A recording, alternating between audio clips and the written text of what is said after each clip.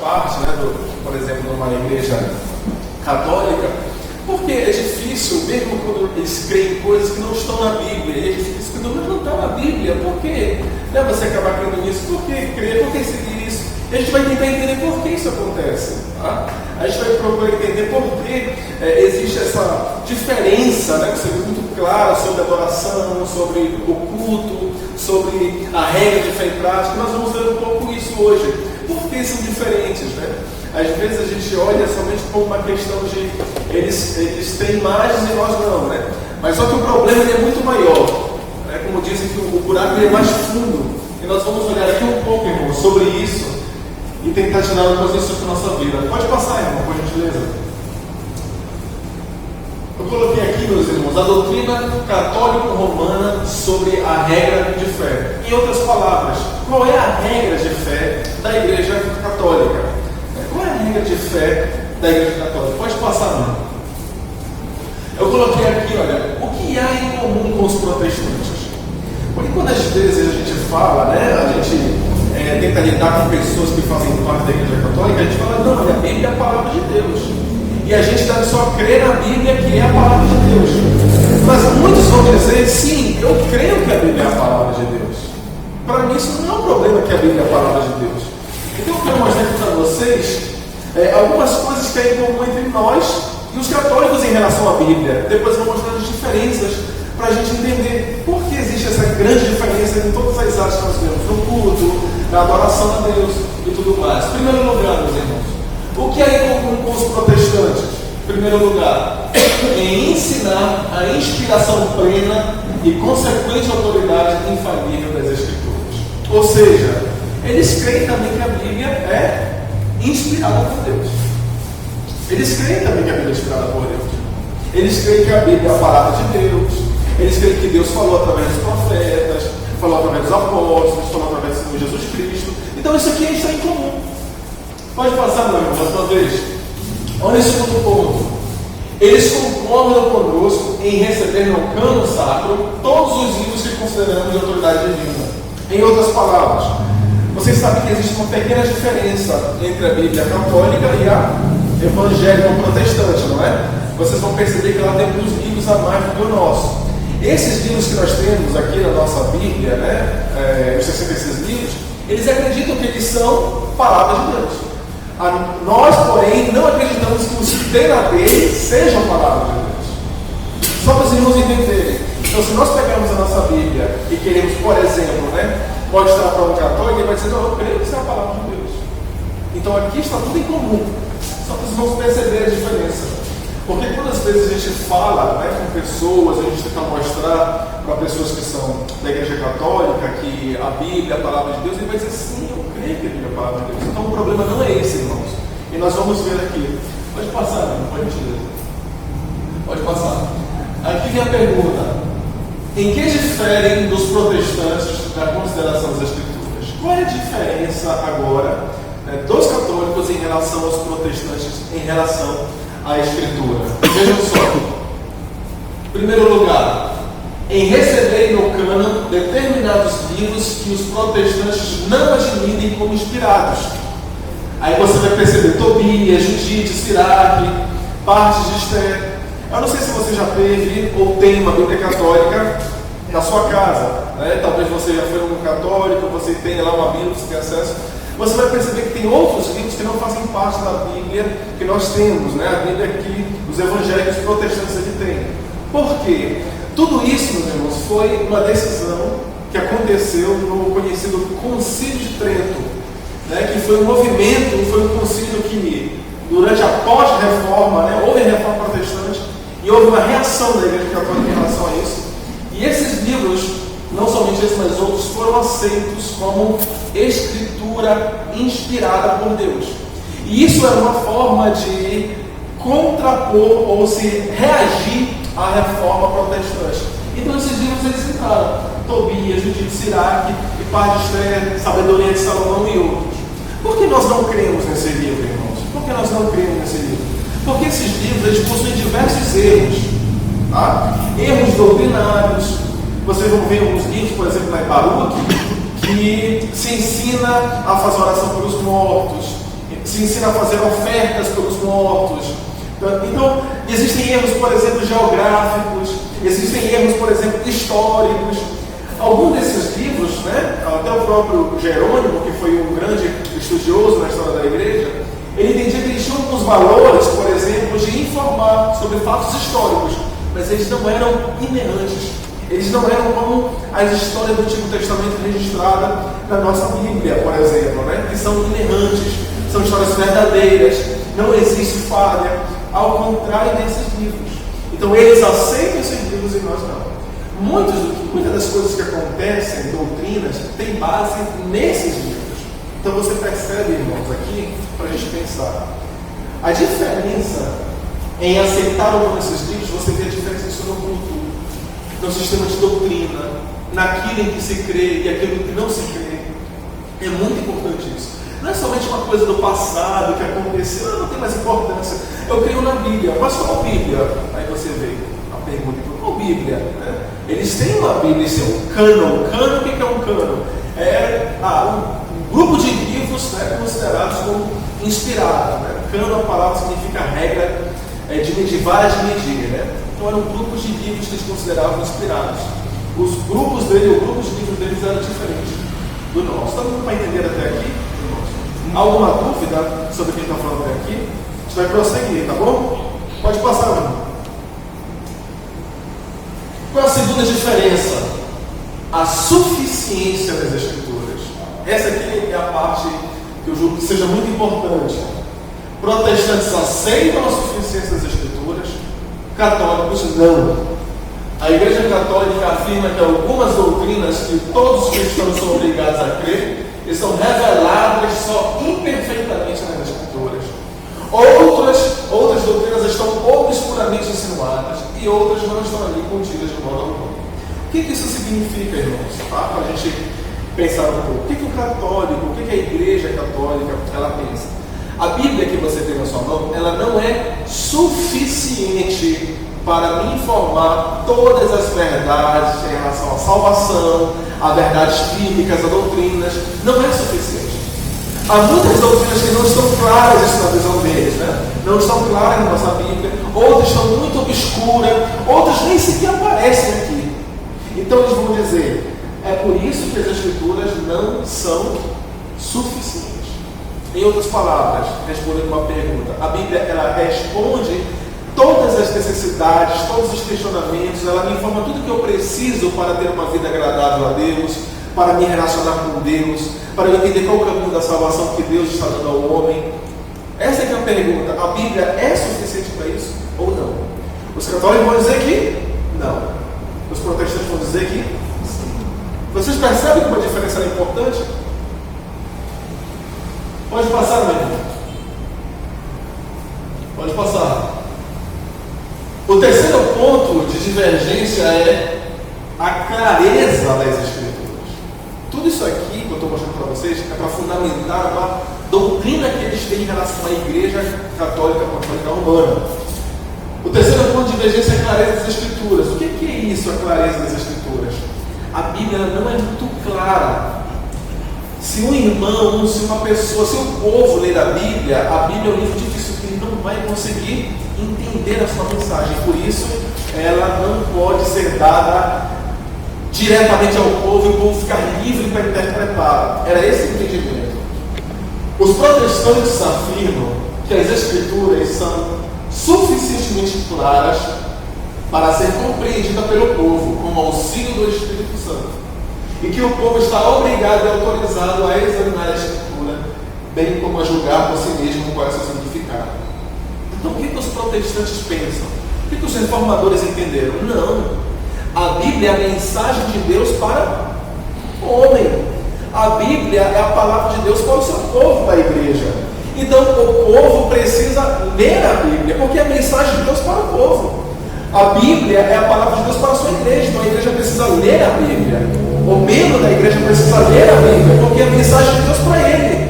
Então ele pode examinar, ele pode estudar, e aqui um fato interessante, com o auxílio do Espírito Santo, né? Nós sabemos que sem o Espírito Santo nós não vamos entender a verdade como ela deve ser entendida, ela não vai ser esclarecida para o seu para o povo de Deus, então precisa do Espírito Santo.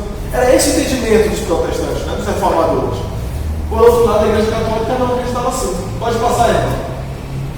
Os católicos ensinam que as Escrituras são tão obscuras que necessitam de intérprete visível. Vejam bem. De um intérprete visível, presente e infalível. Ou seja, a Igreja e o seu magistério, a sua liderança, né, os seus oficiais.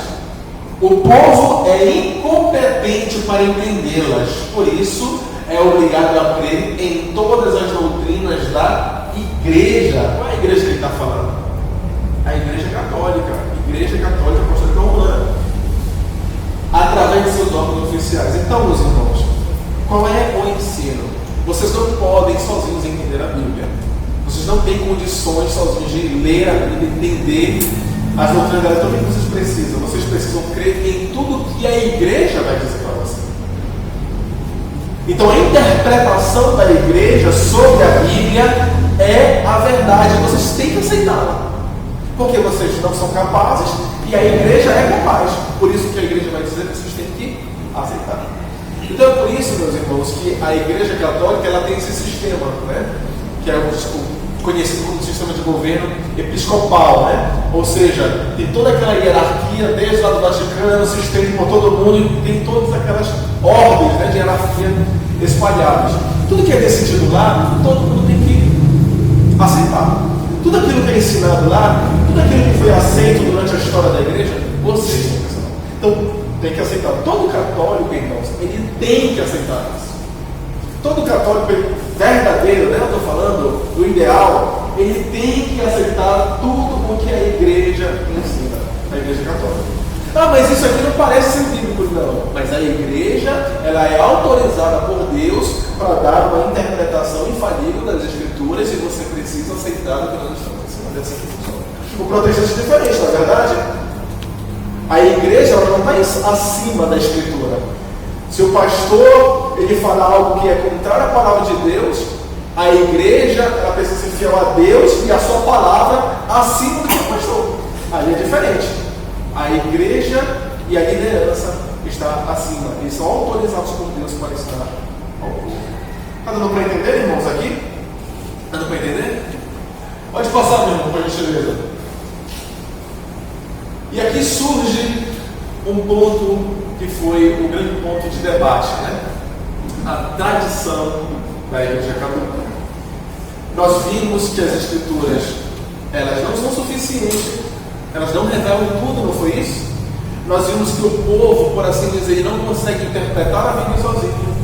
Então surge a necessidade da tradição. A tradição foi o grande problema, irmãos, que Martinho Lutero ele teve que enfrentar quando ele ensinou e aprendeu as Escrituras. A tradição da igreja foi o grande, a grande trave, o grande problema que proibia das pessoas chegarem à verdade da palavra de Deus nas Escrituras. É como se, por exemplo, nós olhássemos aqui na história do Novo Testamento. Os fariseus tinham uma série de regras, vocês conhecem, não é? Uma série de regras, uma série de tradições, ensinos que as pessoas teriam que aceitar, porque eles interpretavam assim. Então, rabinos interpretavam várias coisas sobre a palavra de Deus, a ponto de a verdade da palavra de Deus estar soterrada por tantas tradições. Né? Um exemplo disso é sobre comer sem lavar as mãos. Você se lembra da história, né? Os discípulos não podem fazer isso, porque eles estão comendo com mãos impuras. Ou seja, qual era a ideia na cabeça deles? Eles comendo com a mão suja, impura cerimonialmente, não era somente suja por questão de higiene, impura cerimonialmente, eles estão ficando o quê? Impuros diante de Deus. Aí Jesus vai dizer, não. O que contamina o homem não é o que entra, mas é o que sai. E Jesus falou para eles em outro lugar, olha, vocês sabem invalidar a palavra de Deus por causa da tradição de vocês. A Bíblia diz, honra teu pai e a tua mãe. E vocês falam assim, olha, aquilo que eu poderia oferecer para meu pai e para minha mãe, eu dei como oferta para Deus. Ou seja, dei uma oferta para Deus. Agora, pai e mãe, desculpa, já cumpri o compromisso com vocês, dando o que é para que dá. Ou seja, Jesus falou: olha, vocês vendo como vocês são, vocês estão invalidando a palavra de Deus por causa dessa prática, desse ensino de vocês. Então é esse que é o perigo, meus irmãos. É esse que é o perigo em relação à tradição. O que é a tradição? Para a gente pensar, vamos ver. Por causa da insuficiência das Escrituras, é necessária então a tradição. Pode passar.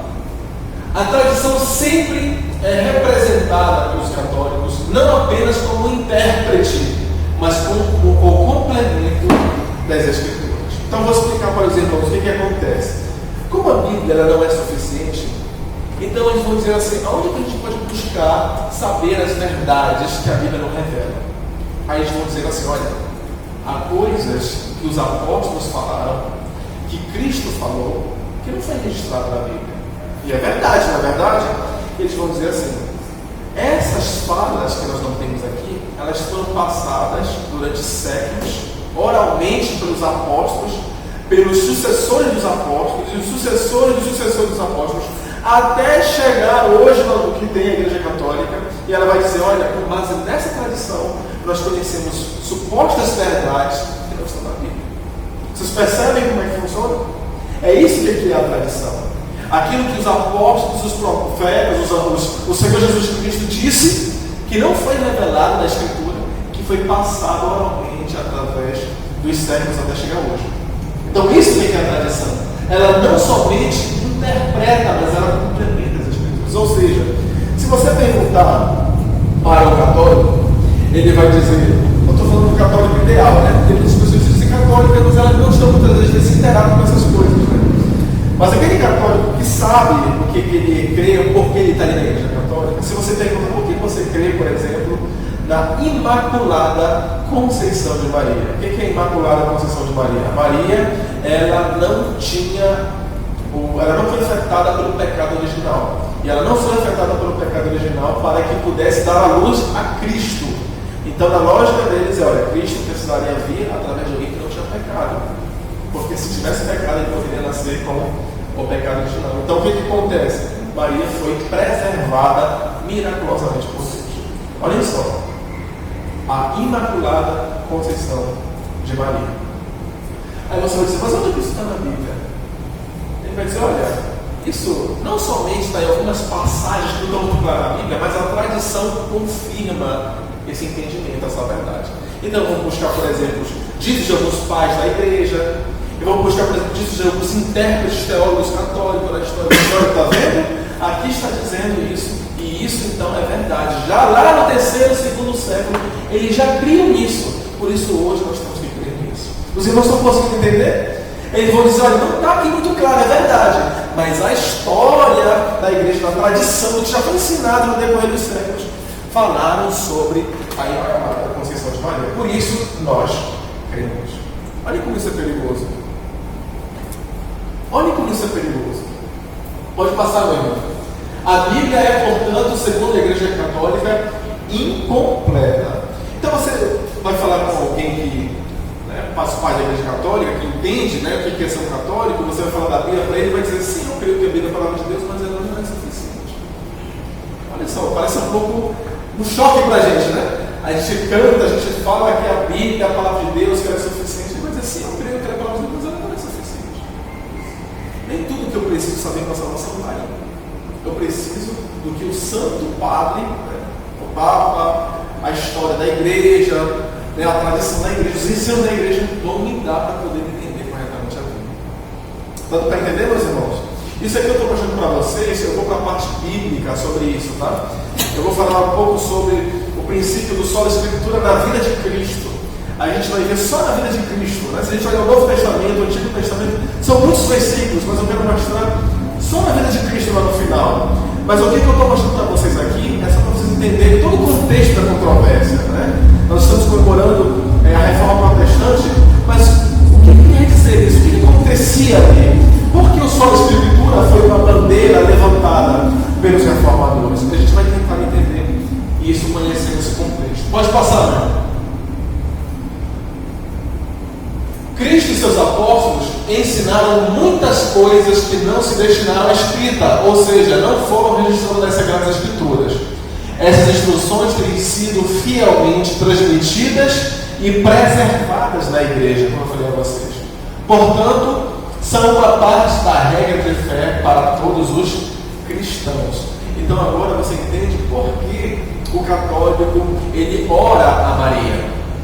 Por que ele vai dizer Ave Maria, rogai por nós pecadores? Porque na tradição do ensino, ela está agora podendo rogar pelos seus lá perto de Deus Pai. Esse é o ensino, é por isso que existe a reza da Ave Maria e tudo mais. Porque essa compreensão passada através da tradição, do decorrer da história. A autoridade devida à tradição é a mesma que pertence às Escrituras, ou seja, a tradição da igreja e a Bíblia, elas estão em pé de igualdade. São a mesma coisa. O protestante vai dizer o quê? Somente a Escritura. O católico vai dizer a Escritura e a tradição. O protestante só a Escritura, o católico vai dizer não, a Escritura e a tradição.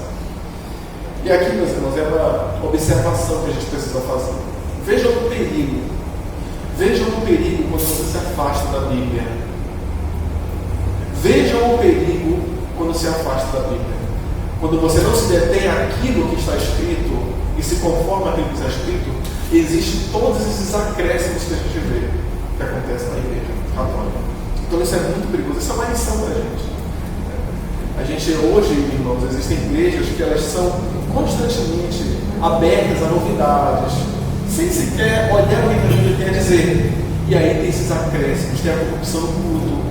O culto às vezes vira uma brincadeira, uma grande palhaçada, uma grande festa. Por que tudo isso? É porque não consideram esse princípio do que a Escritura tem a dizer sobre o culto, sobre a igreja, sobre a pregação. O que o pregador ele tem que fazer? Qual é o papel do pastor? O papel do pastor não é ser um coach, né? O papel do pastor não é ser um animador. O papel do pastor não é ser um encorajador a você ser uma pessoa trabalhadora, uma pessoa próspera. Não. O papel do pastor é outro. E é a Escritura que vai dizer isso. Mas quando se perde o que a Escritura tem a dizer sobre essas diversas coisas que a igreja precisa fazer, então vira essa confusão que a gente pensa. Dando para entender, irmãos? Alguma dúvida até aqui? Algum comentário? Pode passar, meu irmão. Aqui eu quero mostrar para vocês, em Mateus no capítulo 4, vamos abrir, meus irmãos. Mateus capítulo 4. Eu quero olhar aqui com vocês um pouco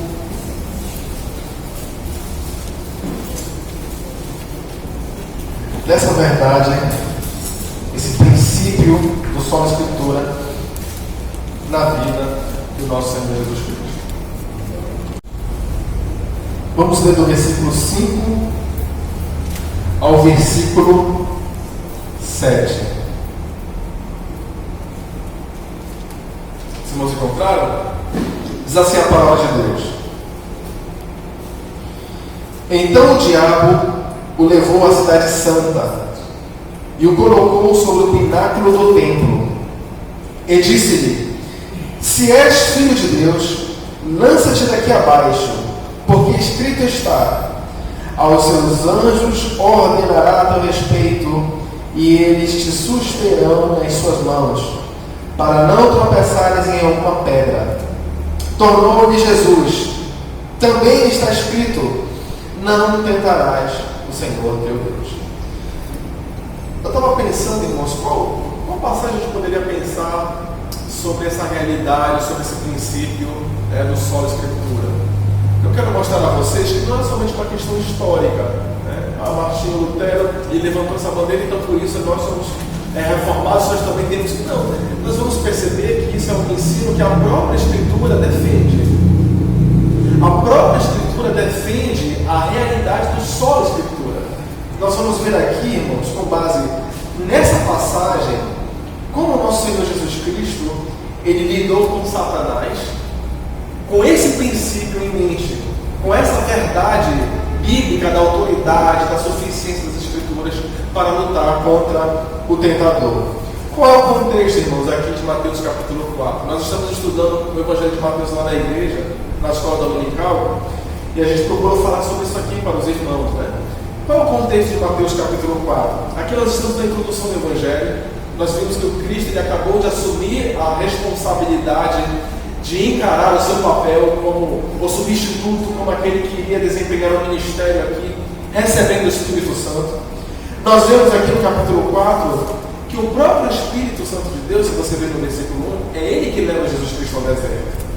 É Ele que leva o Senhor Jesus Cristo para ser tentado por Satanás.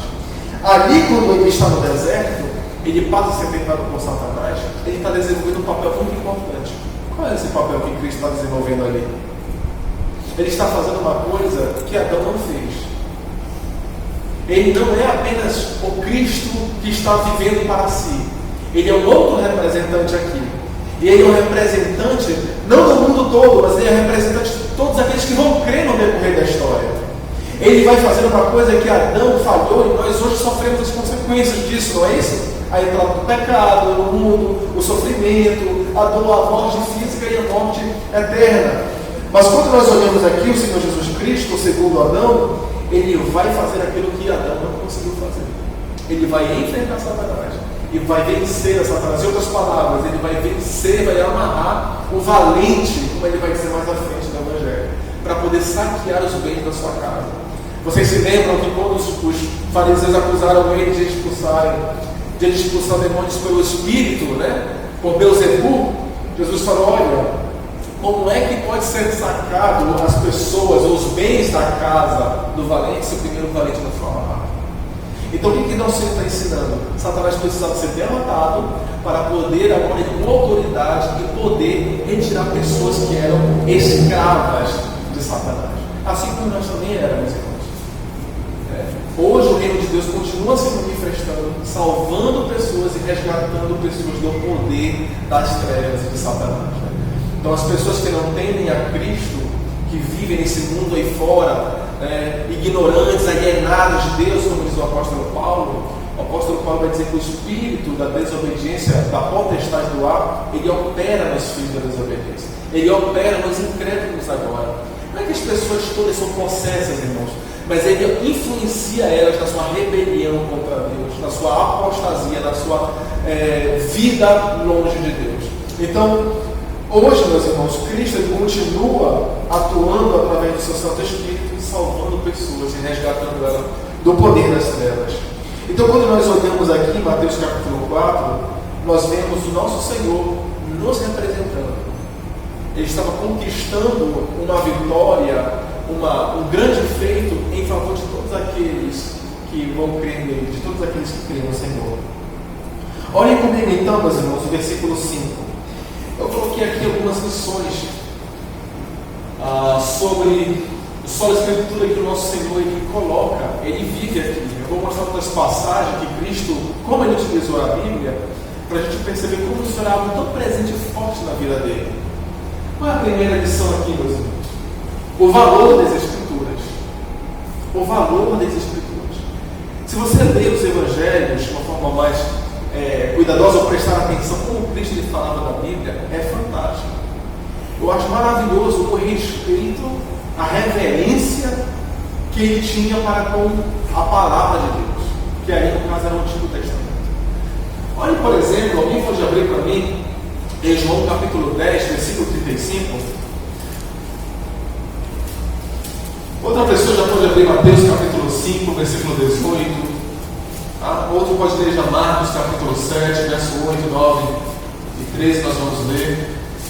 Mateus capítulo 22, versículo 43. A gente pode ir devagar vendo essas passagens para a gente perceber como isso era muito presente na vida do nosso Senhor Jesus Cristo. Quem encontrou João capítulo 10, versículo 35? Pode ler para mim com a gentileza. E vocês sabem que as escrituras não podem ser alteradas. Portanto, se aqueles que receberam a mensagem de Deus foram chamados de deuses. A minha tradução diz assim: e a Escritura não pode falhar. Quem disse isso? Foi o próprio Senhor Jesus Cristo. A Escritura, ela não pode falhar. Vejam o valor que ele dava às Escrituras, o entendimento que ele tinha sobre a Bíblia, sobre o Antigo Testamento. Nós não vamos ver hoje, irmãos, mas ele considerava as suas palavras em pé de igualdade com os textos sagrados do Antigo Testamento. Da mesma forma que ele falou que nenhum i ou tio da lei iria passar sem que tudo fosse cumprido, ele também disse que as suas palavras não iriam passar sem que fossem cumpridas. Ele também disse que enviaria o seu Espírito Santo aos seus apóstolos para que ele, o Espírito Santo, guiasse eles a toda a verdade e revelasse verdades para eles, ajudasse eles a interpretar o Antigo Testamento e mostrasse Cristo para todas as nações. Então vocês percebem que a formação das Escrituras, né, faz parte do entendimento do Filho de Deus. Quando o Filho de Deus olha para o Antigo Testamento, ele tem um grande respeito pelo Antigo Testamento, pelas Escrituras, pela Palavra de Deus. Isso aqui é interessante. As Escrituras, elas não podem falhar. Abre alguém aí, irmãos, por gentileza, em Mateus capítulo 5. Quem encontrou, pode ler para mim, por gentileza. Mateus capítulo 5, versículo 18. Porque em verdade vos digo, até que o céu e a terra passem, nem um i ou um tio jamais passará da lei, até que tudo se cumpra. Se perguntassem para o Senhor: Senhor, é possível a lei ou a palavra de Deus falhar? É possível que algo passe sem ser cumprido? Ele vai dizer, vamos dizer, no versículo 18: de modo nenhum, de modo nenhum passará da lei um só i ou um só tio. Vocês percebem a profunda reverência e respeito que Cristo tinha pelo Antigo Testamento? O que é o i, o que é o tio, meus irmãos? Vocês sabem, né, que o tio, esse sinal ortográfico que nós temos, e o i no Antigo Testamento, que era, ou até mesmo no grego, né, que é o iota, eram pedaços bem pequenos de uma letra. Eram sinais ortográficos como tio, eram pedaços da letra. Em outras palavras, ele está dizendo: nem o menor pedaço das Escrituras deixará de ser cumprido. Essa era a visão magnífica, respeitosa e reverente do Senhor pela Bíblia. Eu fiquei, irmãos, quando eu estava estudando o Evangelho de Mateus, eu estava prestando atenção nisso, eu fiquei admirado por isso. Porque a gente vê o nosso Senhor nos debates, andando, fazendo os milagres, mas como ele fala da Bíblia, como ele se refere à Bíblia, nos debates, como ele, por exemplo, interpreta as Escrituras, nós vamos ver o tipo de respeito e de reverência que ele tinha por ela. Marcos capítulo 7, verso 8. Quem encontrou para mim, por gentileza, irmãos? Pode ler. Marcos capítulo 7, verso 8. Negligenciando o mandamento de Deus, guardais a tradição dos homens. Versículo 9, pastor, também, por gentileza. Disse-lhes ainda: jeitosamente rejeitais o preceito de Deus para guardardes a vossa própria tradição. 13. Invalidando a palavra de Deus pela vossa própria tradição, que vós mesmos transmitistes, e fazeis muitas outras coisas semelhantes. Vamos prestar atenção nos detalhes aqui, irmãos, de uma forma bem rápida. Eu tenho até que horas? Até meio-dia. Até meio-dia? Tá bom. Vejam só, meus irmãos, eu falei sobre isso mais cedo. O nosso Senhor diz: vocês deixam o mandamento de Deus e observam a tradição de vocês. Ele vai dizer assim no versículo 10: porque Moisés disse: honra teu pai e a tua mãe. Vocês se lembram disso, né? Quem disse isso aqui? Quem está dizendo? Moisés.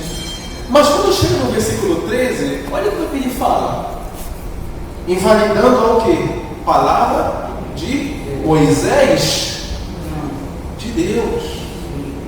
Como é que ele olhava para os escritos de Moisés? Palavra de Deus. Esse é o entendimento dele sobre os escritos de Moisés. E não somente de Moisés, mas os salmos. Nós vamos ver isso, os salmos, os profetas. Cristo tinha um grande respeito pelas escrituras. Ele não entendia que as escrituras eram produto de uma experiência religiosa de um povo antigo.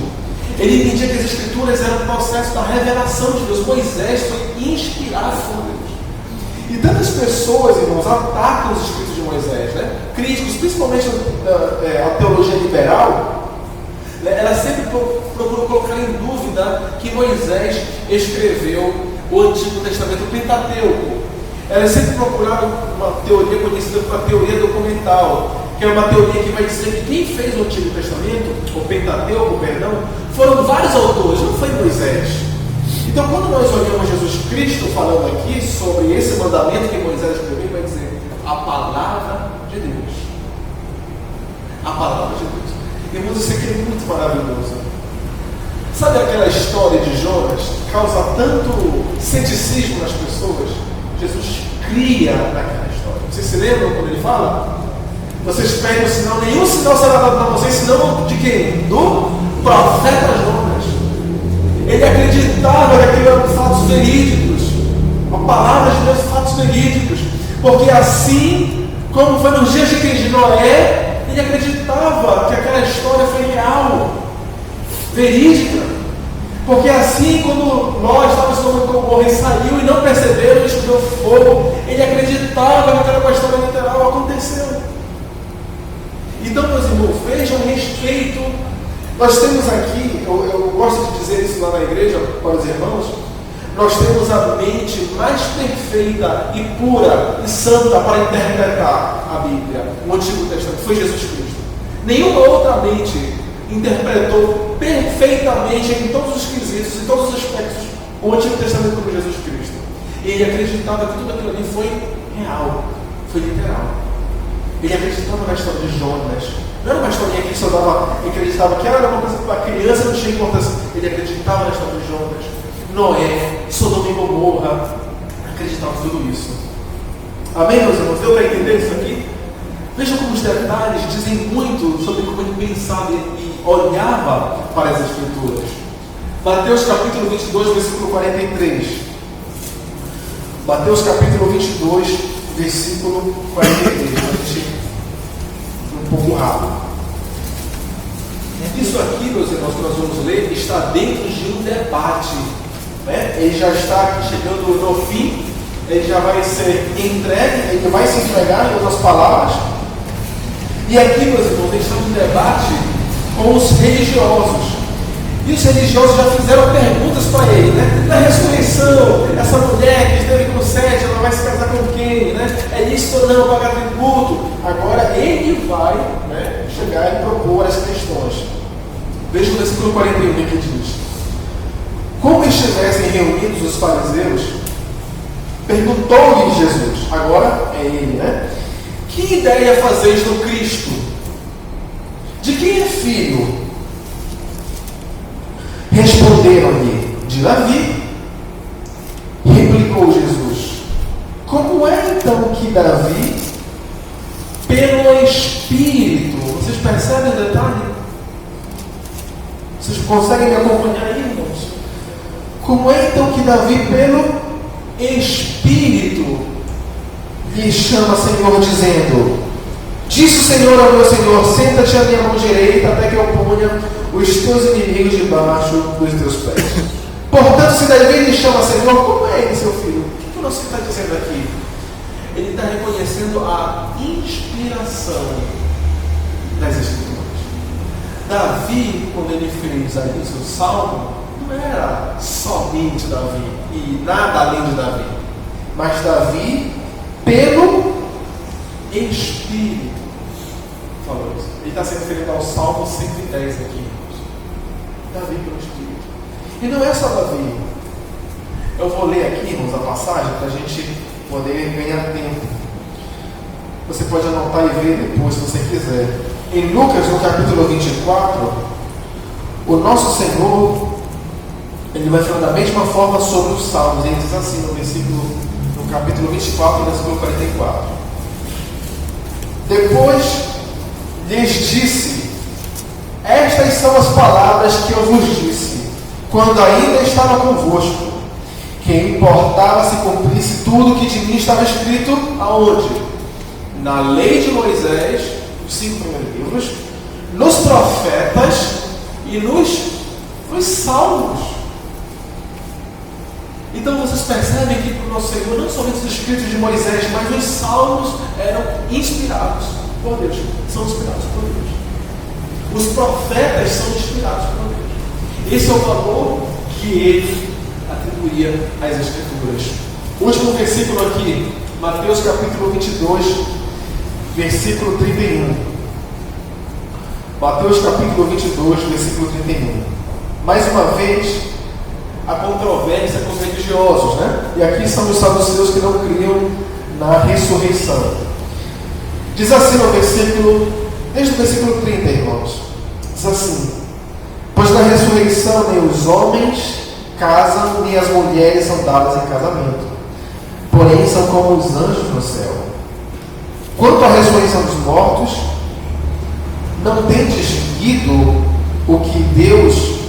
Como é que está dizendo na Bíblia de vocês? A versão. Não tendes lido o que Deus vos disse. Vos declarou na sua vez, irmãos? Fala, e acerca da ressurreição dos mortos, não tendes lido o que Deus vos declarou, dizendo: eu sou o Deus de Abraão. Irmãos, isso aqui é fantástico. Ele está dizendo: Deus vos disse. Esse escrito aqui do Pentateuco é Deus falando com vocês. Vocês percebem? Ele está dizendo: não tendes lido o que Deus vos disse. O que eu quero mostrar aqui para vocês, meus irmãos? É que através da palavra de Deus, Deus fala conosco hoje através dela. Deus fala conosco através da palavra. Quando ele está nesse debate, ele está dizendo: você não lembra o que Deus disse a vocês? Ele se refere à palavra de Deus no Antigo Testamento. Então, quando nós lemos a Bíblia, é Deus falando conosco. Nós, quando lemos a Bíblia, irmãos, com o auxílio do Espírito Santo, é Deus falando conosco, nos ensinando suas verdades, santificando a nossa vida. É Deus vivo falando conosco. Então nós não precisamos estar correndo atrás de revelações de Deus, porque Deus se revela conosco, para nós hoje, na sua palavra. Fala claramente, temos o auxílio do Espírito Santo. Então, quando nós lemos a Bíblia, irmãos, é o Senhor falando conosco. Isso aqui é muito importante a gente entender. Esses detalhes das controvérsias do ensino de Cristo ensinam como ele atribui a respeito para as Escrituras. Eu não sei vocês, meus irmãos, mas eu fico surpreso pelo tamanho da reverência e respeito que o Senhor tem para com as Escrituras. Infelizmente, hoje, meus irmãos, as pessoas, em muitas igrejas que se dizem, evangélicas, elas não estão sujeitas ou dispostas a se submeterem à Bíblia. Então, por exemplo, se você é um cristão biblicista, um cristão que vai mostrar a Bíblia, você é uma pessoa chata. Não, você fala do Espírito. Como se o Espírito ele fosse contrário à própria palavra que ele inspirou. Não, isso é coisa do Espírito, aqui não tem liturgia, aqui é o Santo Deus que opera. Então, irmãos, qual é o entendimento que a gente precisa ter? Deus fala conosco através da palavra. Ele revela a sua vontade em todas as áreas, todos os aspectos que nós precisamos saber para a nossa salvação. Lembrem-se, né? As Escrituras são suficientes, porque é Deus falando conosco, é Deus falando ao nosso coração. Pode passar, meu irmão, por gentileza. As Escrituras possuem autoridade. Isso aqui é interessante também nessa tentação. Quando Satanás sugere algo para Jesus Cristo com base na Bíblia, e nós vamos ver isso mais à frente, para qual autoridade o Senhor lhe recorre? Quando Satanás fala, transforma essas pedras em pães, para qual autoridade Cristo recorre? Quem é que vai dar a palavra final? Quando Satanás, por exemplo, fala para ele que é para ele adorar, Jesus para adorar Satanás, que Satanás iria dar a glória dos mundos para ele, qual é a autoridade que Cristo recorre? Quem moldava a vida de Cristo? A que verdade e autoridade Cristo se submetia? A palavra de Deus. Ele cita 3 vezes nessa tentação a palavra de Deus. E vejam, irmãos, aqui pode passar. A interpretação correta o fazia Por exemplo, nós vamos ver aqui a passagem mais próxima do reino. Isso aqui eu estou lendo sobre uma passagem de Marcos, capítulo 12, versículo 28. O que eu quero mostrar para vocês, meus irmãos? Quando o cristão entende o valor das Escrituras, que é Deus falando com ele, que é a palavra inspirada, ele não precisa recorrer a nenhuma outra autoridade. Ele não precisa recorrer à sabedoria humana. Ele não precisa recorrer à filosofia, os saberes desse mundo. Porque ele tem a autoridade da palavra de Deus sobre a regra de fé e prática. Então, por exemplo, isso é uma coisa que acontece bastante. Quando o cristão está com um problema no seu relacionamento, na sua família, no casamento, e aí talvez ele tenha a decisão de ir para o psicólogo, e lá aquele rapaz, aquele profissional vai dizer para ele: olha, você para ser feliz, você precisa também fazer outras coisas, tentar outros tipos alternativos de felicidade conjugal com sua esposa, e o mundo está cheio de ideias aí. Vejam só, qual é a autoridade que o cristão ele tem na sua vida, com problemas, seja qual for, qual é a autoridade que ele recorre? A palavra de Deus. Sobre o casamento, criação de filhos, o problema do ser humano, o perigo do dinheiro, o perigo do trabalhar, de estudar, de querer viver em detrimento de viver a vontade de Deus. Ela mostra para o povo de Deus a vontade de Deus. É por isso que Provérbios, Salomão vai dizer muitas das vezes: o simples, aquele que não tem muito conhecimento, ele se torna sábio quando ele conhece a palavra de Deus. Porque são princípios divinos, são princípios atemporais, não estão sujeitos ao tempo, àquela época, àquela moda. Eles são verdades absolutas. Então, quando nós nos voltamos por ela, nós temos essa autoridade, nós temos segurança, nós temos paz e nós fazemos a vontade de Deus. Irmãos, ele não recorreu a nenhuma outra autoridade, nenhuma interpretação de rabino, nenhuma outra interpretação, a palavra de Deus. Eu quero ler aqui com vocês Lucas capítulo 10, versículo 25, para os irmãos perceberem isso aqui. Lucas capítulo 10, versículo 25.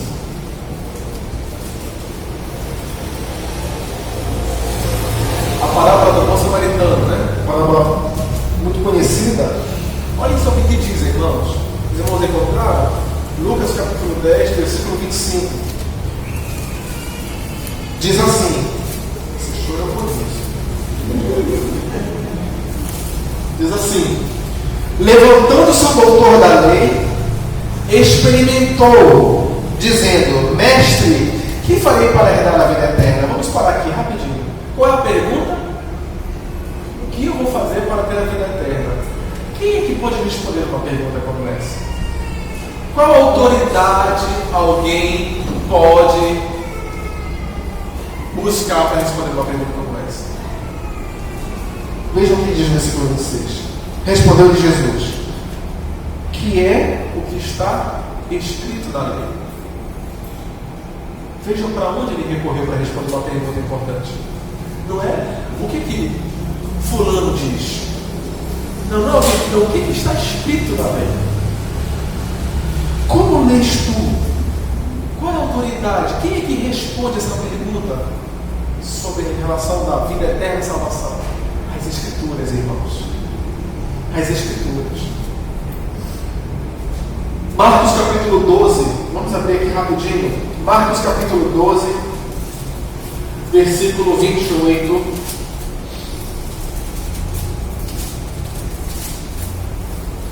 Ao versículo 34.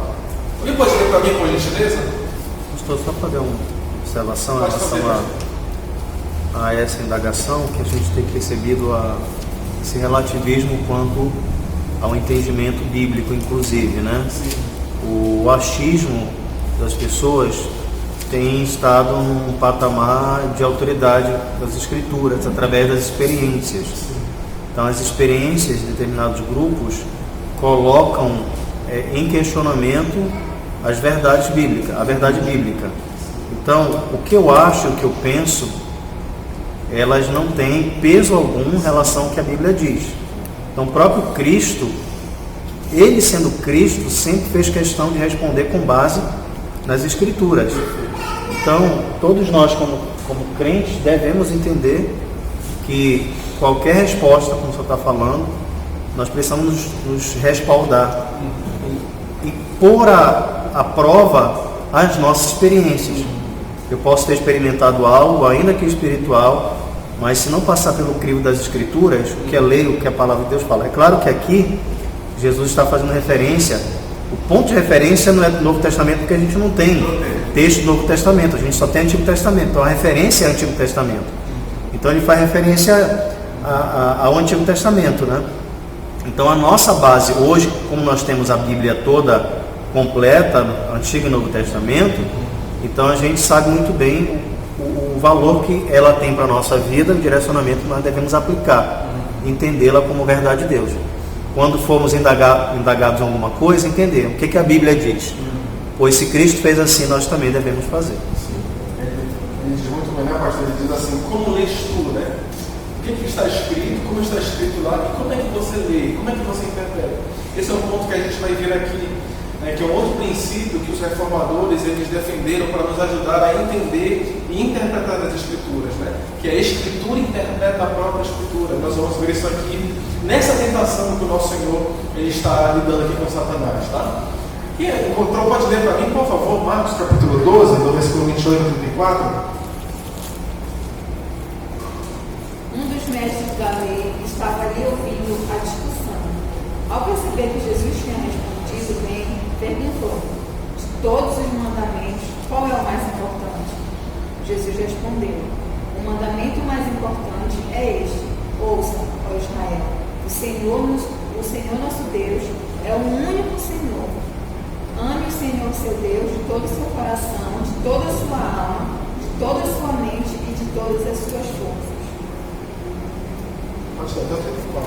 O segundo é igualmente importante: ame o seu próximo como a si mesmo. Nenhum outro mandamento é maior que esse. O mestre da lei respondeu: muito bem, mestre.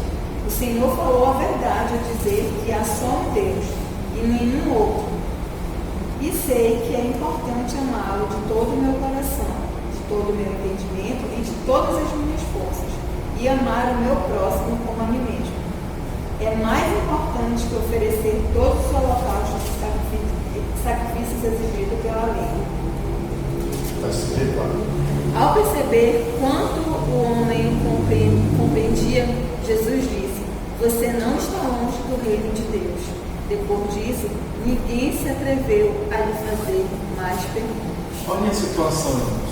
Vamos pensar sobre essas passagens desses textos. Por que esse homem interpretou corretamente, né, o Antigo Testamento, que era que eles tinham acesso, né, como o pastor também falou? O que Jesus disse? Você não está longe do reino de Deus. O outro perguntou: o que eu faço para dar a vida eterna? Aí ele perguntou: o que está escrito? Agora ele pergunta, alguém pergunta qual é o mandamento? Ele responde, a pessoa retruca, ele vai dizer: não estás longe. Por que não está longe do reino? Porque ele tinha entendido a verdade da Escritura. Então isso o fez, a interpretação correta o fazer estar mais próximo do reino. Assim também como a interpretação errada pode me deixar mais longe. Nós vamos ver também isso. Isso é um perigo. Assim como a correta me aproxima da verdade, da vontade de Deus, a interpretação errada, a mentira, o engano também pode me afastar. Aqui nós não vamos ler isso aqui, tá, irmãos? Por causa do tempo. Mas isso aqui são referências que quando alguém perguntava em outros contextos algo para Jesus, ele vai sempre dizer: nunca lestes? Não tendes lido? Não lestes? E te aprendei. Tudo com base em quê? Na Escritura. Na Escritura. Então vocês percebem que o somente a Escritura é algo que deve fazer parte da nossa vida. Não é uma questão de porque a Igreja Batista de Televídeos que acredita isso. É o princípio da Escritura. Se ela tem esse valor, como nós falamos, essa autoridade, precisamos recorrer somente a ela. Se ela é a palavra de Deus, tudo que diz respeito à salvação, à vida agradável a Deus aqui, a gente sabe qual é a vontade de Deus na palavra dele. É assim que temos que pensar, irmãos. Amém? Vamos passar aí, por gentileza? Esse aqui foi aquilo que eu falei para vocês, né? Que a gente vai falar. As Escrituras interpretam as Escrituras. Isso aqui, irmãos, é essencial essa regra que a gente nunca esquecer. As Escrituras interpretam as Escrituras. Por quê, irmãos? Porque hoje muita coisa é dita em nome da Escritura, não é verdade? Muita coisa é dita em nome da Bíblia. Os absurdos hoje, de igrejas de teologia da prosperidade, é utilizado como base no Antigo Testamento. A reunião dos 300, os gideões da última hora, tudo isso tem base ali, entre aspas, na Escritura. Mas não significa que por ser da Escritura seja bíblico. É esse discernimento que nós temos que ter. E esse discernimento que as pessoas muitas vezes aí fora não têm. A pessoa fala qualquer coisa, lê o texto bíblico, é bíblico. Não é assim que funciona. Antes de ler Mateus capítulo 19, vamos voltar aqui para essa tentação. O que está acontecendo? Satanás tenta Jesus, não tenta? Lança-te daqui abaixo, porque dará ordem aos teus anjos a teu respeito. O que ele está fazendo? Vocês sabem qual passagem da Bíblia ele está citando? Salmo 91. Salmo daqueles que confiam em Deus. Poxa, Senhor Jesus, tu não confia em Deus, eu te lanço daqui, porque afinal de contas, Deus é contigo, vai dar ordem aos anjos. Aqui a promessa é bíblico. Olhem só. Uma interpretação errada da Bíblia, uma interpretação ambiciosa. Como é que o Senhor resolve isso? Como é que ele resolve esse problema? O que ele faz? Ele vai dizer, tá bom, eu vou me jogar porque afinal de contas é bíblico? Não. Ele vai pegar um outro texto da Bíblia e mostrar que essa interpretação que Satanás estava querendo dar era errada. O que ele diz, irmãos, aqui em Mateus capítulo 4? Não tentarás ao Senhor teu Deus. Onde que está essa passagem, meus irmãos? Vocês sabem?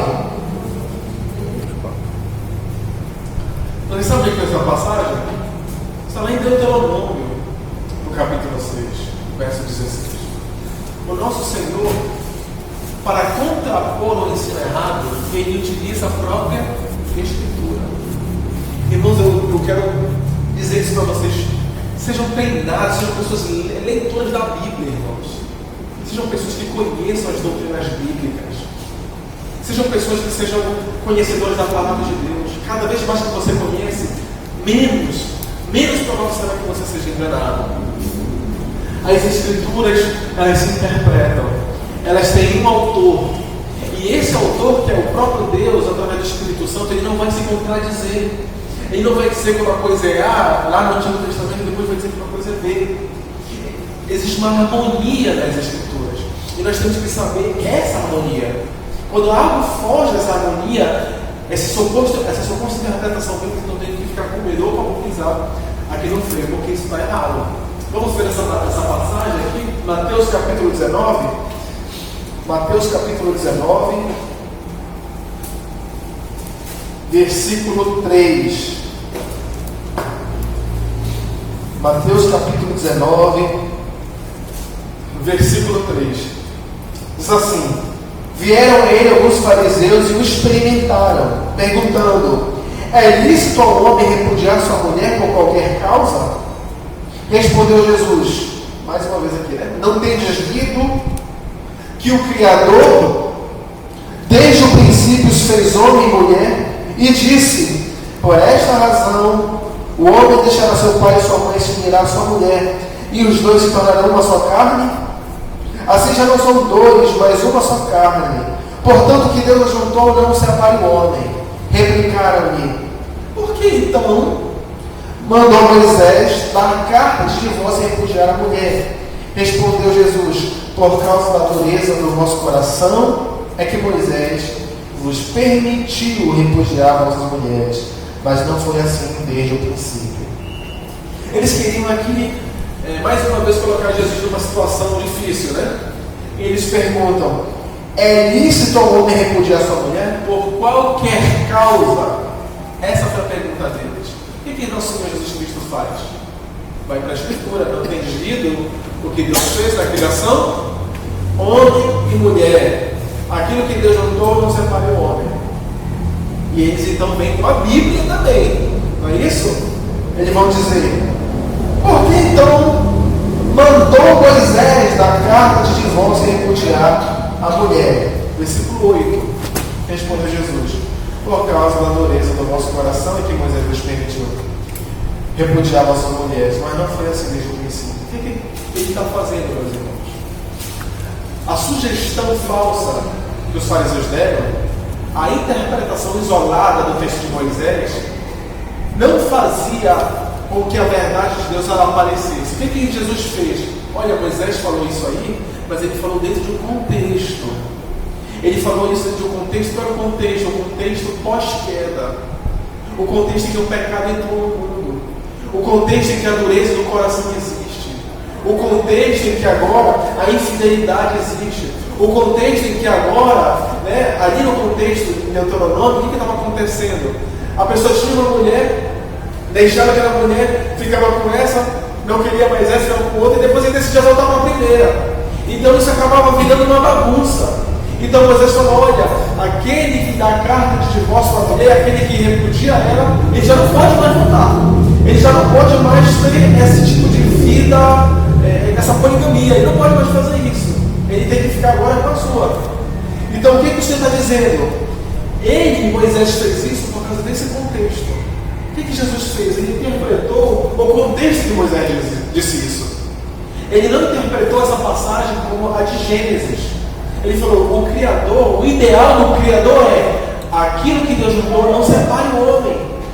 Vocês estão perguntando se é lícito repudiar a mulher por qualquer causa. O Criador quer isso. Esse é o ideal. Ah, mas Moisés escreveu isso. Ele escreveu isso, sim, mas por causa da dureza do coração, porque o pecado entrou no mundo, porque agora as coisas estão assim. Por isso Moisés permitiu dar carta de divórcio. Os irmãos entendem a argumentação?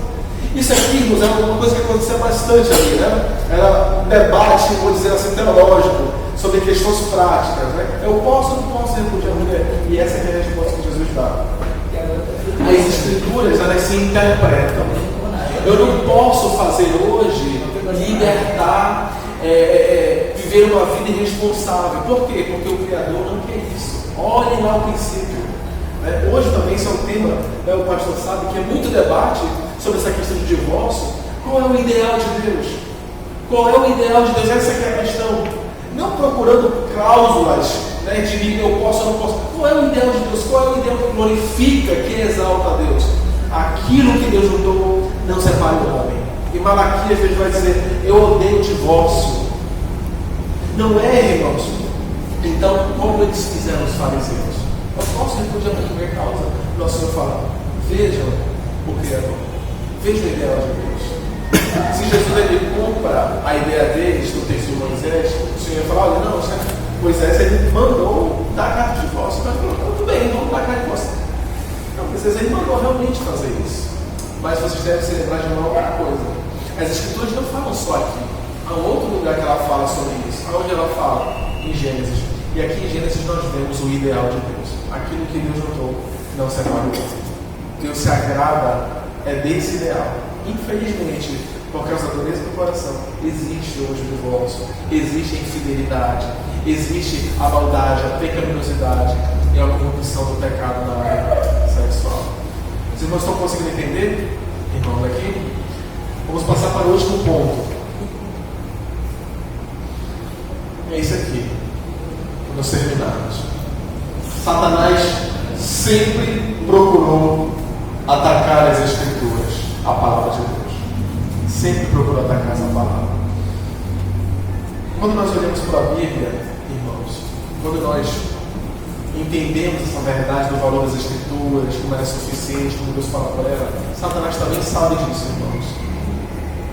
Ele também sabe disso. E por isso que é feito todo um esforço para prejudicar a verdade de Deus. No contexto, por exemplo, da expansão, da multiplicação das cópias dos manuscritos, né, do Novo Testamento e do Antigo Testamento, no período do Império Romano, tentou-se muito destruir as Escrituras. E muitos cristãos escondidos tentavam copiar as Escrituras de uma forma desesperada para que aquilo ali não se perdesse, mas que aquilo ali fosse mantido. Então, sempre, decorrer da história, nós vemos hoje um monte de interpretações, como o pastor falou, né? As pessoas com base em achismo, pessoas que não são sujeitas a ninguém, acham, por exemplo, que a sua interpretação é a mais espiritual, o Espírito Santo revelou diretamente para ela os absurdos que ela defende. Então, Satanás, irmão, sempre procurou atacar a palavra de Deus. Pode passar, irmão, por gentileza? Não, vamos só deixar até aqui. Eu vou ler isso aqui depois. Eu quero ler com vocês aqui algumas passagens, na verdade só 3 passagens, tá?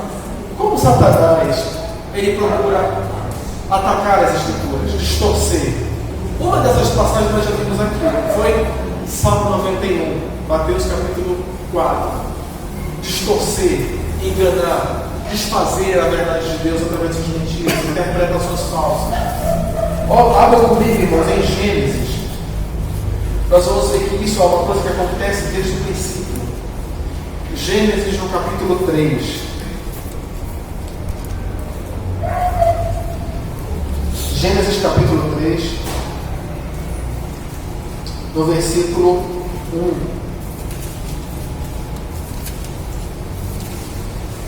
Diz assim a palavra de Deus. Gênesis capítulo 3, versículo 1. Vamos terminar já. Ora, a serpente era mais astuta que qualquer animal do campo que Deus, Jeová, tinha feito. Ela disse à mulher, aí a pergunta, é assim que Deus disse? O que ele fez? O que ele fez? É assim que Deus disse? Não comerei de toda a árvore do jardim? O que ele fez aqui? Ele quer fazer com que Adão e Eva caiam, não é verdade? Ele vai tentar fazer isso através do quê? Daquilo que Deus disse, do mandamento que Deus havia dado para eles. É assim que Deus disse? Não comerei de toda a árvore do jardim? Respondeu a mulher à serpente. Do fruto das árvores do jardim podemos comer. Eu não tinha proibido de comer de toda a árvore. Mas do fruto da árvore que está no meio do jardim, disse Deus, não comereis dele, nem nele tocareis, para que não morrais. Então a serpente disse a mulher, certamente não comereis. A interpretação está aqui. A interpretação está aqui. Certamente não morrereis. Porque Deus sabe que no dia em que comerdes do fruto, abre-se-vos-ão os olhos, e sereis como Deus, conhecendo o bem e o mal. E Eva então acabou acatando e se submetendo à interpretação, ao entendimento dele sobre a palavra que Deus tinha dito para eles. Vocês percebem, irmãos, uma coisa sutil? Um puritano chamado Jonathan Edwards, ele disse que Satanás estudou no melhor seminário teológico que já existiu, o próprio céu. Ele já estudou no melhor seminário teológico que já existiu, o próprio céu. Então ele sabe muito bem aonde tocar para distorcer, aonde enganar, o que omitir, o que enfatizar em detrimento de outras coisas. São coisas da minha Bíblia. O que fazer é ele, irmãos, através de saber a vontade de Deus, procura enganar as pessoas sobre o próprio Deus.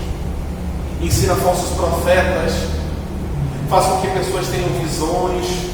Olha, o anjo me disse isso, uma nova doutrina agora eu sei, vou sair proclamando, porque o anjo me apareceu e disse, muito cuidado, sola Escritura, somente a Escritura.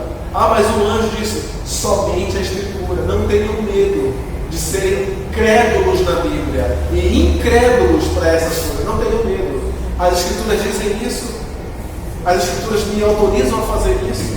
É assim que tem que funcionar. E irmãos, eu quero mais uma vez dizer, nesse tempo de nível que nós vivemos, vocês precisam ser assim. Vocês precisam sempre recorrer às Escrituras, olhar o que as Escrituras dizem. Vocês estão vendo aí são várias e várias igrejas, seitas, tudo isso em nome da Bíblia. Teologia da prosperidade em nome da Bíblia. Teologia da missão integral em nome da Bíblia. Tudo isso em nome da Bíblia. É muito perigoso, meus irmãos. Outra passagem aqui para nós encerrarmos, a última, Mateus, meus irmãos. Vamos abrir aqui em Mateus no capítulo 13.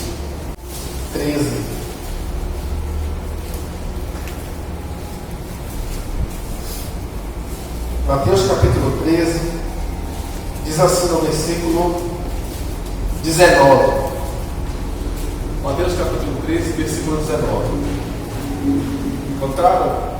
Diz assim: quando alguém ouve a palavra do reino e não a entende, vem. Quem é que vem? O maligno, e tira o que tem sido semeado no seu coração. Este é o que foi semeado à beira do caminho. Vocês percebem? Por que essa preocupação com o que foi semeado no coração das pessoas? Por que essa preocupação com o que está sendo semeado aqui? É até mesmo irônico, talvez, dizermos que ele tem mais preocupação, ele dá mais valor, ele sabe o que a palavra de Deus pode fazer, mais do que muitas igrejas, do que muitos crentes. Por que ele tem essa preocupação de retirar o que foi semeado no coração? Porque ele sabe o que essa palavra ela pode fazer. Ele vem e retira do coração. Aqui ele tentou, ele é tão ousado, irmãos, que ele usou a própria palavra contra o Senhor Jesus Cristo. Não foi contra mim. Não foi contra qualquer um de nós. Foi contra o próprio Senhor Jesus Cristo. Ele usou o Salmo 91 para enganar. Por isso, meus irmãos, Satanás tenta constantemente destruir. E ele faz isso através de falsos mestres, falsas experiências, falsas visões, falsas igrejas, falsas religiões, falsas filosofias, para poder desvirtuar o povo de Deus do seu caminho. É por isso, irmãos, que é muito importante a gente entender e lembrar somente a Escritura. Somente a Escritura. Sejam incrédulos para essas coisas e sejam crédulos para o que a palavra de Deus diz. Somente as Escrituras. Se você olhar as passagens, se você olhar como Jesus lidou com os religiosos, ele nunca apenou para uma autoridade, para uma tradição para defender o que ele está dizendo. Ele sempre recorreu às Escrituras. É só vocês verem, são tantas passagens. Porque os seus discípulos fazem que não é certo no dia de sábado. Vocês não leram o que Davi fez quando ele estava com fome com os seus? Escritura. O que fazia ele agir daquela forma? Escritura. Escritura. Por isso, meus irmãos, somente as Escrituras. Eu quero deixar aqui essa frase de Lutero, que ele tem aquele contexto só a Escritura. Aquele Lutero ele quis levantar só a Escritura, somente a Escritura. Ele quis dizer, não que a tradição, eu vou falar com calma aqui para os irmãos não entenderem errado, não é que a tradição em si, ou qualquer tradição, interpretação da Bíblia, ela seja errada. A tradição da Igreja Católica, sim. Mas o que ele está querendo dizer não é que a tradição, por ser tradição, ela seja errada. O que deve haver é, as Escrituras devem estar acima de qualquer tradição e interpretação. Alguém está dizendo uma coisa, vamos então submeter isso à Escritura. Se for bíblico, sim. Se não for bíblico, não. Era isso que eu estava querendo fazer. Ele estava dizendo, as Escrituras, elas estão acima da igreja. As Escrituras estão acima do magistério. As Escrituras estão acima. Foi a Escritura que gerou a igreja, e não a igreja a Escritura. Esse é um argumento católico também, irmãos, tá? Nós não falamos por causa do tempo, mas o argumento foi a igreja que reuniu os livros da Bíblia, por isso a igreja é maior do que a Bíblia. Isso não é verdade. Tá? Esse é um argumento hoje. A igreja combinou os livros do Novo Testamento, do Antigo Testamento. Então a igreja é maior do que a Escritura. Foi a igreja que conseguiu, com a sua autoridade, ver qual livro sim ou não. Por isso ela é maior que a Escritura. Mas o Lutero falou, não. A Escritura é maior do que a igreja. Toda interpretação da igreja deve estar abaixo da Escritura. Diz assim a palavra de Deus para ele, Lutero, Cuidado, hein? Só a Escritura. Diz assim, ora, se qualquer um dos santos pais pode mostrar que sua interpretação está baseada nas Escrituras, e se as Escrituras provarem que essa é a forma pela qual devem ser interpretadas, então a interpretação está certa. Se não é esse o caso, não devo acreditar nele. O que acontecia muito? Você recorria muito aos pais da igreja, aqueles sucessores dos apóstolos. Então, suas interpretações eram utilizadas como base para as práticas e tradições da igreja católica. Lutero vai dizer, olha, se o que eles interpretaram não está de acordo com as Escrituras, então eu descarto eles. O que ele fez? Só as Escrituras. Ele pegou as Escrituras e disse, esse é o patamar das Escrituras. Está acima de tudo. Ela é a norma que regula tudo. E e não a norma que é regulada pela tradição da igreja. Ela é a norma que regula tudo. Amém, meus irmãos? Amém. Deu para entender o que nós falamos aqui? Eu espero que os irmãos tenham entendido. Tá? Vai ficar aberto também para perguntas. E é maravilhoso estudar esse assunto. Eu espero que os irmãos tenham anotado as passagens, referências. Vejam isso na casa de vocês. Vejam como o Senhor Jesus Cristo tratou com tanto respeito, responsabilidade e temor a palavra de Deus. Amém.